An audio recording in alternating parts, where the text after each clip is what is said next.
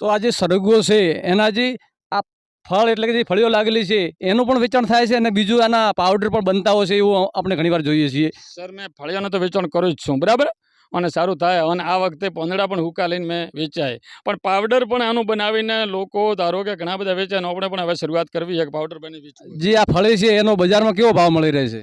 બજારમાં આ ફળીનો હવે એવરેજ આપણે ભાવ ગણવા જો તો 60-70 રૂપિયા મળી રહે કિલ્લાના. અને ગયા વર્ષે તો વધારે મળ્યા, પણ એ તો કોઈક ટાઈમે ગયા વર્ષે તો 200 રૂપિયા કિલ્લાના મળ્યા હતા. પણ એ તો વસ્તુ જુદી છે, ક્યારેક નુકસાન કેવું વરસાદ થાય એટલે આ બધું ગીરી જાય, વરસાદ ન થાય તો આ ચાલુ રહે. તો હજી આ શરૂઆત છે, અહીંયા આગળ સરગવાની ખેતીની બિલકુલ 6 મહિના થયા છે સરગવો વાયાને, અને ફળી તમે જોઈ શકો છો લાગી ગઈ છે. તો અહીંયા આગળ વેચાણ પણ પોતે કરેલો છે અને બજાર ભાવ પણ સારા મળે છે. તો પોતાનો એક સંદેશ છે બધા ખેડૂતોને કે પોતાને જે આ સરગવા વાયા છે તો બીજા ખેડૂતોને પણ વાવવા જોઈએ. તો આપણે બીજા ખેડૂત પણ અહીંયા છે હાજર, એમને આપણે પૂછશું કે તમે આ સરગવા જોયા છે તો તમારો શું વિચાર, અહીંયા કેવું તમને લાગ્યું? આ સરગવાનું પ્રાકૃતિક ખેતી ફાર્મ જોતો અમને આજે ખૂબ જ સંતોષ થયો છે અને ખુશી પણ થઈ છે કે ખેડૂત ધારે એ વસ્તુ કરી શકે છે. અમારા આ વિસ્તારની અંદર સરગવા જોતા સક્સેસ પણ લાગે છે, જે એની સિંગોનું ફલાવરણ બીજું જોતો અને પત્તા પાવડર